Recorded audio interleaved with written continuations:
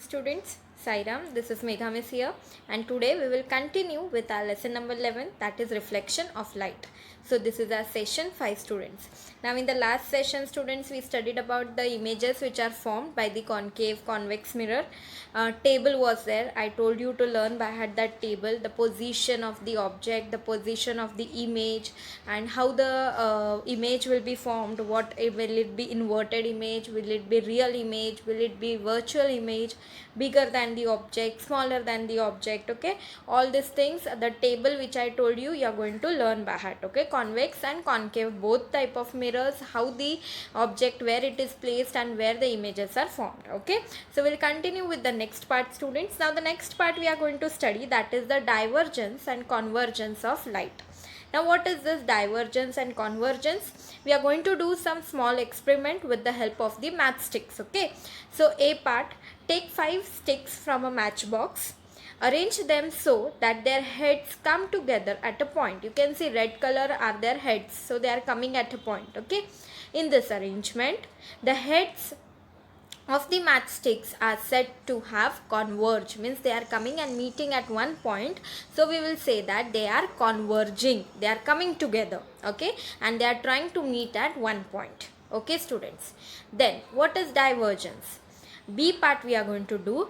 Now arrange the sticks so that their uncoated ends are together at a point. You can see the uncoated ends are at one point. Yes, the heads are spread apart, and you can see the red color part which we have called them as heads, they are apart from each other. In this arrangement, the heads are diverging from a point. Okay, means from one point they are spreading outside. Okay, they are separating out, we can say. So that we called it as a divergence. Divergent means spreading out, separating out. Converging means coming and meeting at one point. Okay, students, so now a concave mirror is also called a focusing mirror. Okay, this is because, as shown in figure 11.14a, you can see this is the diagram, the beside diagram. This is 11.14a diagram. Parallel rays get focused after reflection in this mirror. Okay, you can see they are getting focused at one point. I'll just show you. You can see this is our one point. This pink color are the reflected rays, right? So after reflection, you can see they get focused at one point on the mirror. The size of the image produced by this mirrors can be larger or smaller than the object. So concave mirror, whatever the images, size of the image will be, it will may be larger or it may be smaller. Okay, depending upon the distance of the object from the mirror. So it will depend upon the distance at which they are from the mirror. Okay, students, I hope it is clear to you. We'll proceed. The next part. A convex mirror is also called a dispersing mirror. Okay, concave we have seen, it is called as focusing mirror. Now convex, it is called as dispersing mirror. This is because, as shown in figure 11.14b, you can see this is the picture or you can see the diagram, which is the 11.14b diagram. It is there in your textbook, students. Parallel incident rays get dispersed after reflection in this mirror. So can you see from this point they are getting, see, these are the pink color are the reflected rays. So see, they got separated out. Okay, the size of the images produced by this mirrors is always smaller than the size of the object. So always whatever the images will be formed, the size of the images which are produced by the convex mirror, students, remember they will be always smaller than the size of the object. Is it clear? I hope till this part it is clear to you. Okay, we'll proceed with the next part. Now our next part is how you will find out if a mirror is a concave or convex. Now students, how you will find out? If I give you a spherical mirror, okay, or I give you any mirror and I asked you, yes, identify whether it is a convex mirror, a concave or a plane mirror. Okay, so how you will identify that we will see. The special mirror used in for shaving is a concave mirror. So the special mirror which is used, okay, for shaving, boys must be knowing that is a concave mirror. Okay, when held close to the face, it gives a vertical and larger image of the face. Okay, if the same mirror is taken farther away from the face, the image gets smaller and smaller. Okay, so here with the help of the how the image is formed, whether it is a bigger, smaller, both type of images are formed, we can identify the type of the mirror. Okay, student, the mirrors used in cars and motorcycles are convex mirrors.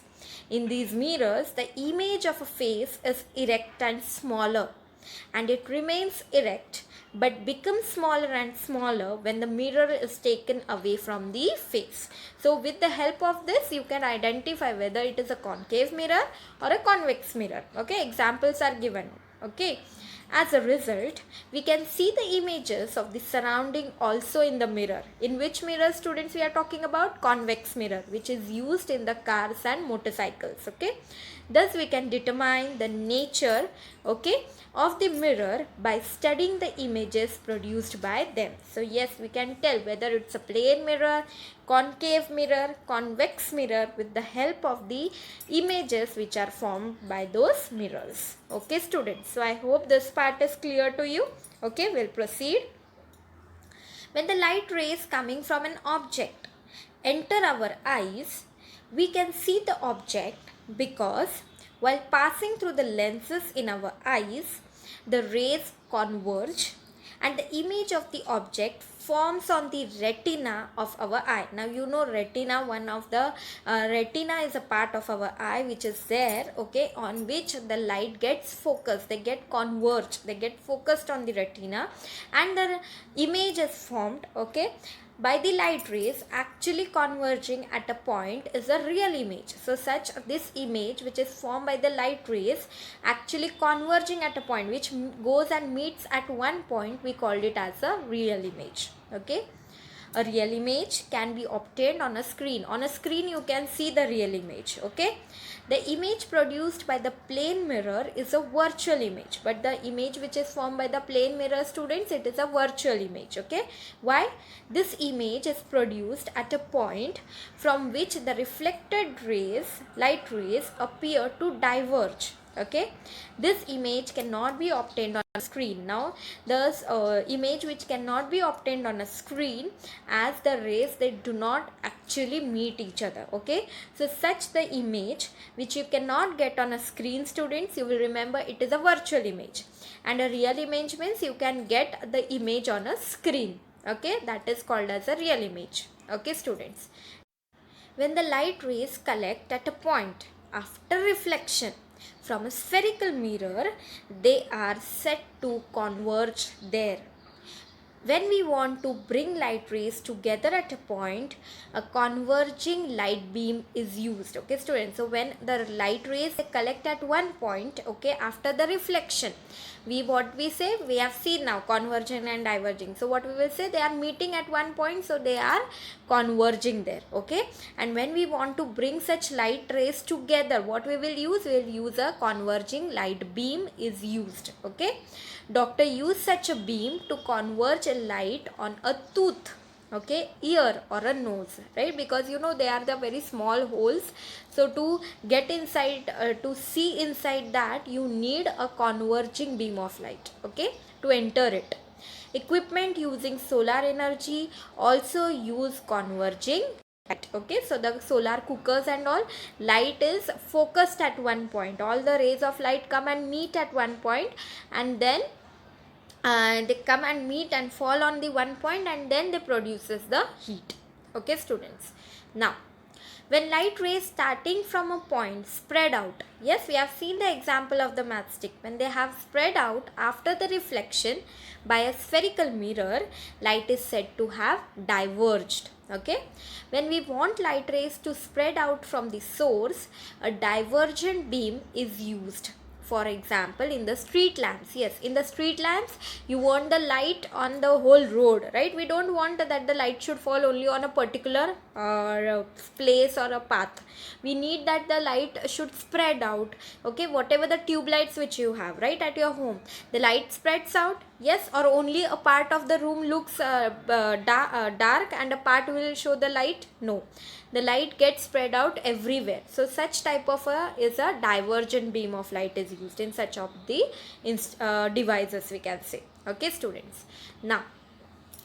now this is very important, Cartesian sign conventions, that how you are going to take whether the focal length what we calculate. We have seen the term focal length, whether it will be positive, negative, zero, we are going to see that through the Cartesian sign in conventions. Okay, so according to the Cartesian sign conventions, the pole of the mirror is taken as the origin. Okay, the principal axis is taken as the x-axis of the frame of the reference. So principal axis, you can see here you have this principal axis which is taken as the x-axis. Okay, and you have the y-axis. Pole means here somewhere you are going to have the P, that is your pole, which is taken as the origin. Okay, now what are the sign conventions? The sign conventions are as follows. The object is always kept on the left of the mirror. Okay students, so always remember the object is always kept on the left hand side. This side, this is the left hand side of the mirror. All distances parallel to the principal axis are measured from the pole of the mirror. Okay, so from the pole all the distances are measured. Okay, I'll proceed the next part. Second, all the distances measured towards the right of the pole are taken to be positive. So see, distances on the right are taken to be positive, while those measured towards the left are taken to be negative. Okay students, now the next part, third point we will see students. Distances measured vertically upwards from the principal axis are taken to be positive. So see, distances which are upwards, see, that are taken as positive, and distances measured vertically downwards from the principal axis are taken to be negative. So see, these are downward to the principal axis, so they are taken to be negative. Okay, if you remember this diagram students, you can write all this, very important answer, you can write all this 5 points on your own also. It is the continuation part of 10th standard, so do remember all these points. Okay, the focal length of a concave mirror is negative while that of the convex mirror is positive. So you are going to remember this point, very important. Focal length of the concave mirror is negative answer, while that of the convex mirror will be positive. Okay, now so this is the Cartesian sign conventions 5. Okay, now mirror formula. Okay, now what is this mirror formula? We get the correct values of distances by using the Cartesian sign conventions. The object distance, we will take it as u. Always object distance will be u, is the distance of the object from the pole, while the image distance v, this you will not change, u and v should be always written as u and v only. Okay, is the distance of the image from the pole. The relationship between the object distance, image distance and the focal length of the mirror is called the mirror formula. Okay students, you have to learn the formula. Okay, what is the formula that we will see? 1 upon v plus 1 upon u is equal to 1 upon f. Very important, you are going to learn by heart this formula. Okay, v, u and f, now only you saw what are those. Okay, this formula is valid for all spherical mirrors, for all positions of the object, under all circumstances. Okay, so you are going to use this formula for any type of the mirrors. Okay, now magnification due to spherical mirrors. Now what is magnification formula important? Because sums we are going to have depending upon this formula. The magnification due to spherical mirror is given by, you will remember, m, capital M is the ratio of the height of the image, that is h2, to the height of the object, that is h1. Okay, this tells us how large the image is as compared to the object. So magnification, you all know, magnified image we say now, how bigger the image has formed. Okay, remember the formula h2 upon h1. Okay, and this h2 upon h1 we can also write it as m is equal to minus v upon u. Okay, as the object is always kept above the principal axis, its height is always taken to be positive. Height will be always taken as positive. For virtual images, height is positive. For the real images, height is negative. But answer, even though it is negative, you should say that a real image is formed, so the height has come as negative. Height cannot be negative, students, right? As the object is kept on the left of the mirror, its distance u is always negative. So you have seen minus v upon u have come in the formula. Okay students, I hope it is clear. If you write h2 upon h1 and do calculation, it is correct.